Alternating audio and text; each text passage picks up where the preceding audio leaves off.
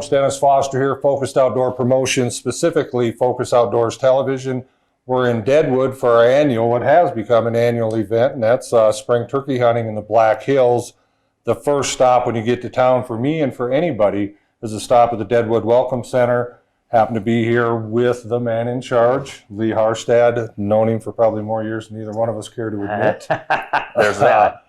But you guys have got a lot of really cool stuff going on here recently. You know, this is an obvious thing that we're seeing as we're coming into town. Maybe describe what you're doing here and what some of the plans for the future are. Yeah, you bet. And again, thanks for coming out.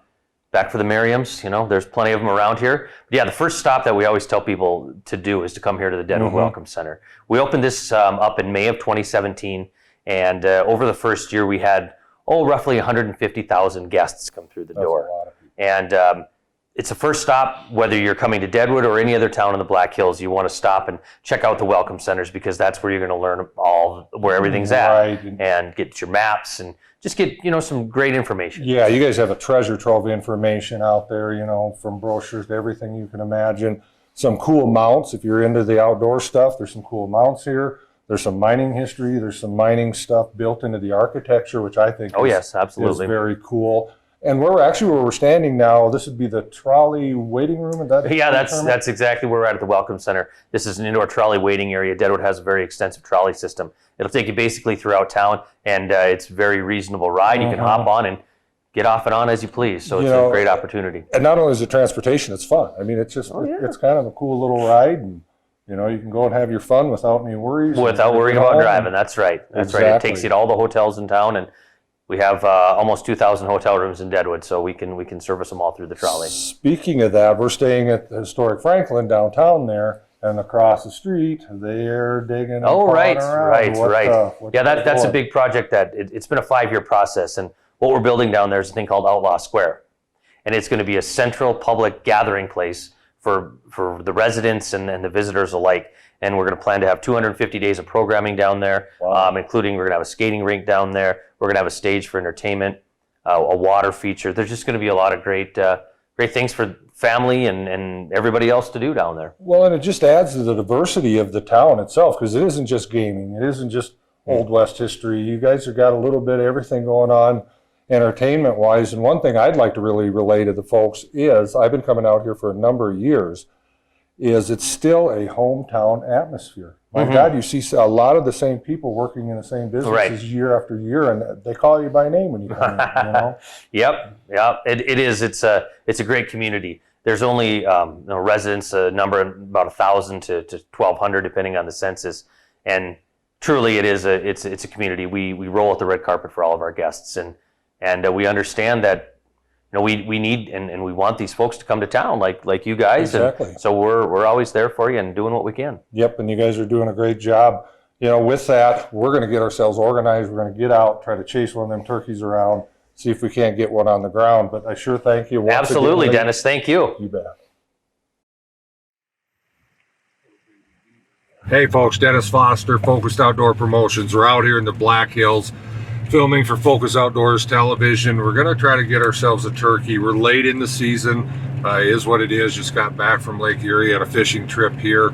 We're going to run around, do a little scouting today. Very fortunate, do have a couple friends that have some private property out here in the hills. It borders the National Forest grounds and a lot of the state grounds. Tons of public land out here, so you do not need to know a private individual to hunt these birds by any means. Kind of bumpy here as we're getting back into it's a little rougher area here. We're going to see what we can find, look her over here for a day, hopefully put something together. We're seeing tons of deer, kind of dodging them on the way out, but stick around, see what we can come up with.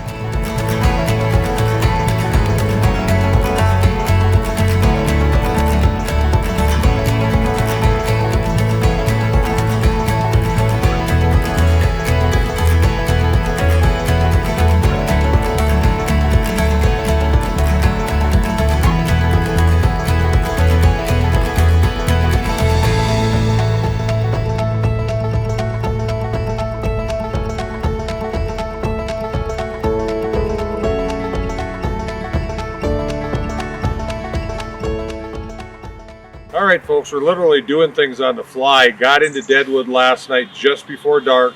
Had a chance to check out one spot. Saw some good signs, some tracks and some fresh snow.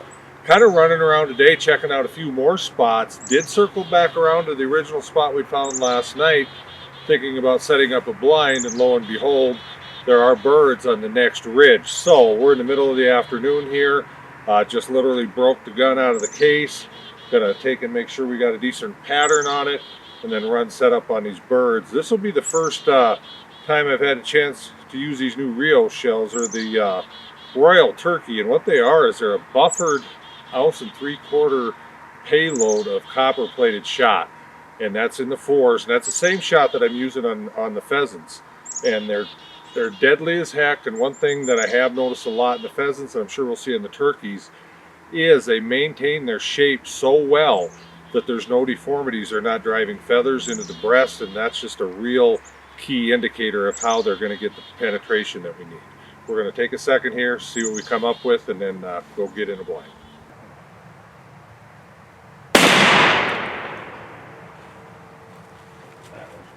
Okay, we got a chance to toss one downrange at our little paper birdie here. And what it's showing me is we have a very, very dense pattern. Have no problem with that. This would obviously be a quite dead bird. My point of aim was about right here. So one thing it is telling me, and it's a good thing we did this, is I probably need to hold about on the top of the bird's head, right in that range, to have everything hit where I want to. And to show the lethality of this is a pretty stout piece of plyboard here. That's what comes out the back end. So knowing that, if we can get a bird in front of us and I can hold steady, we should be good to go.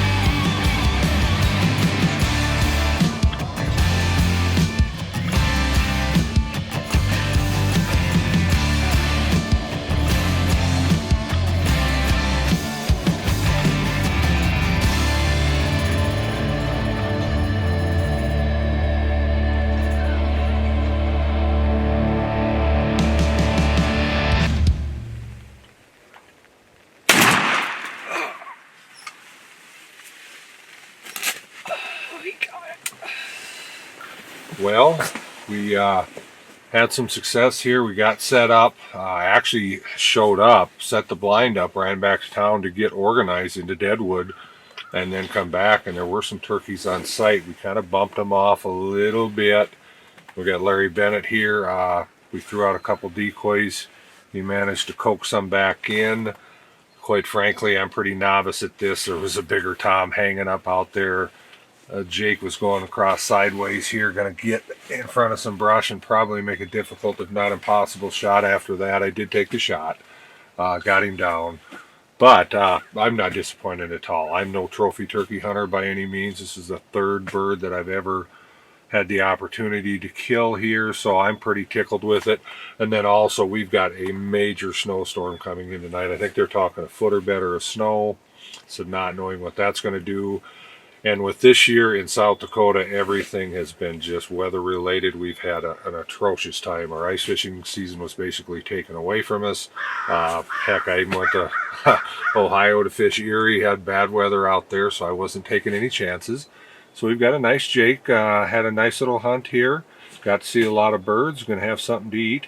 So we'll go out and play around with him, give you guys a look at him and get him cleaned up and go from there.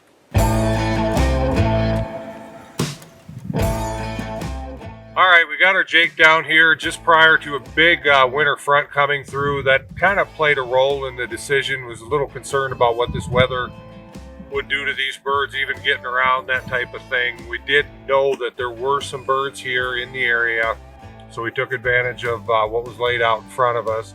There was a good sized tom hung up just beyond these guys. Obviously noticed the darn thing after I knocked him down.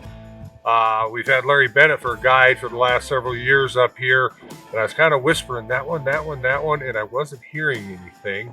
And I was thinking, well, maybe I just can't hear because I'm excited, and I pulled the trigger, and then he pointed out the folly of my shot. But I'm tickled pink. I mean, this is a beautiful bird. It just doesn't get any better than this in the Black Hills of South Dakota, literally just outside the town of Deadwood. And they're talking to us as we speak, which is good, right on cue. Thanks, guys. Probably the Tom. Lee Harstad always puts us up in Deadwood, runs a Chamber of Commerce there. Does a fantastic job there keeping the town going.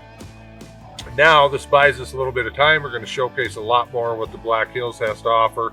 Stick around. We'll showcase what we can. I want to spend a minute talking about the setup that we had to harvest this turkey. I've been a big fan of Berettas for many years, shooting a Beretta Extreme, actually a 3.5-inch gun, but shooting 3-inch shells. I've shot Rio shells for a number of years. I actually helped them develop some pheasant loads that we run on our pheasant operations in the eastern part of South Dakota.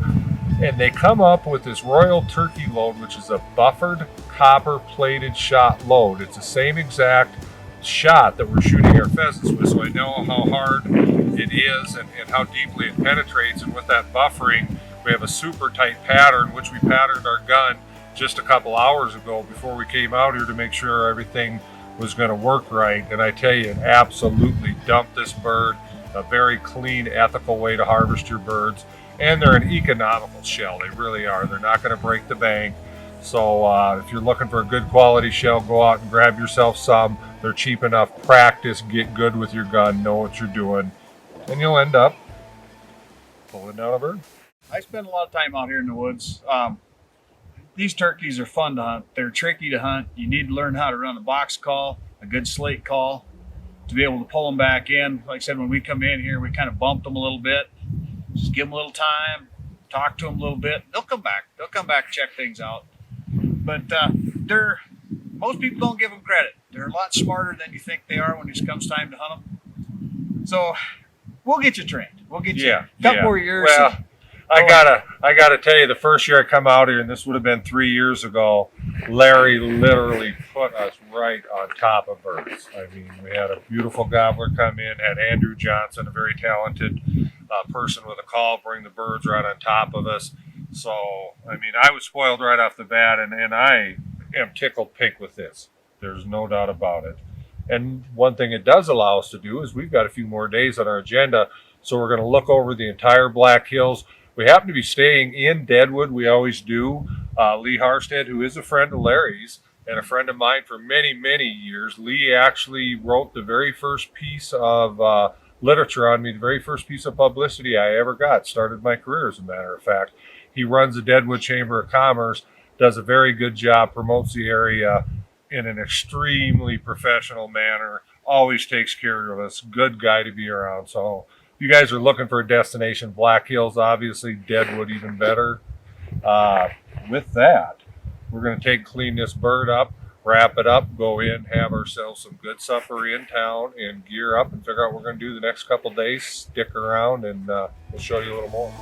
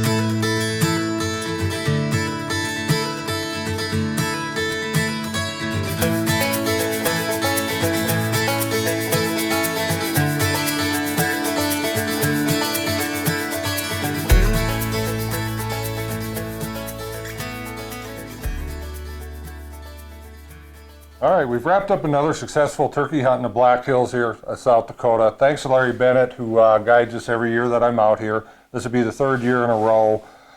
Couldn't have done it without your local knowledge. And we're actually very fortunate. We had a major weather event coming in when we were scouting. Found some birds and said, heck, we better hunt these this evening.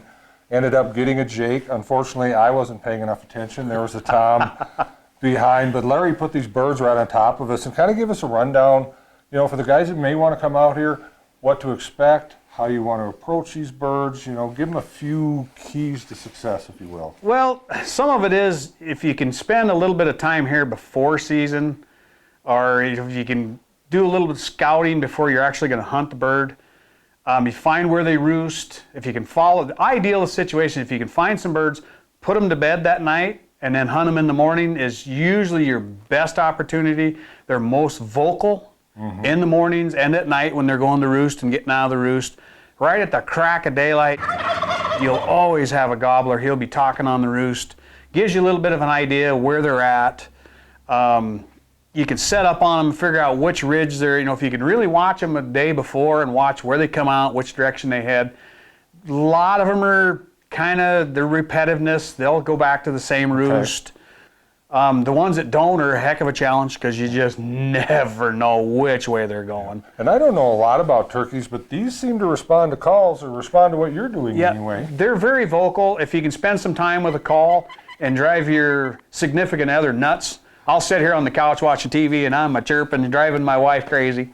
But that's how you learn, and then go out and sit and listen to the birds, listen to their rhythm, you know, especially when it's not season or you're not hunting. Listen to how the cadence of their calls go. You know, hens will talk differently, you know, and you just really try to mimic the speed in which they're chirping and yelping and stuff like that. Really helps. Okay. Well, that's helpful. And one thing I just thought of, we should add, if you do want to come out here, these are over-the-counter tags. Yep. So you don't have to be drawn, nothing like that. You can either do it online or you can stop at the Game Fish and Parks office in Rapid City, which is how many miles away? It's like 30 miles from my house here, roughly. Yeah, basically at the base of the hills, the gateway to the hills, and away you go. And then also there's just so much other stuff to do in the hills. And we were just admiring one of your toys being a show truck. Yeah. And then you guys have an annual event where your people get the classic cars together, or that? Yeah, right down the road here in Deadwood, we have an event that's called Cool Deadwood Nights. It brings in at least 600 registered cars of classic cars. There'll be a minimum of 1,000 classical cars in town. People showing up with their they come toys. to look at watch the concerts and enjoying the events. We take all the registered cars down to the Sturgis drag strip. Sunday is the parade for the event. Yeah, I've seen the pictures. There's no slouches here. This is it's a 5-day event, and it's some of the cars that'll be rolling through town are $400,000, $500,000, $600,000 cars. Yep. You know, and the cool part of that is it's just the hills. There's so much stuff going on. Yeah. You know, you're talking four wheels here. Obviously, there's Sturgis that happens every year. Everybody knows about that.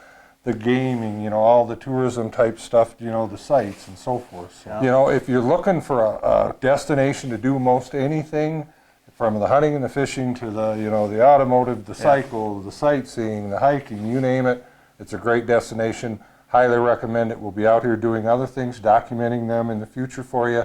We've talked about how to hunt these birds. Specifically, give us a rundown of how things transpired and how we ended up with the Jake here. Okay. Well, we had a little tip about some birds. It was on a piece of private here, and he said that the birds are being in the area.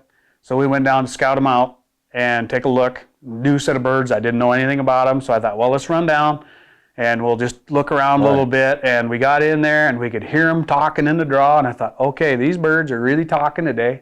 They're going to be very acceptable to a call. And I knew how they were talking, so that gives me a chance to go ahead and mimic their sounds, you know, how the hens are talking. And we got the blind set up, and they were still talking while we were trying to set the blind up. We're trying to be quiet, of course. You know, I got a quick question for you. Being a front was coming in, and I'd learned this as a trapper, as a young kid. Before fronts come through, all the critters were always more active. Do you think that played a role in them wanting to be more talkative? Yeah, turkeys will do the same thing, because then once the system comes in, they're going to set up and be pretty laid down for a while. So we thought it's perfect time. Just rushed us a little bit, but if you're quiet, always got to remember, turkey can hear. They can hear you calling. They can hear you making noise. They can hear pickup doors slamming.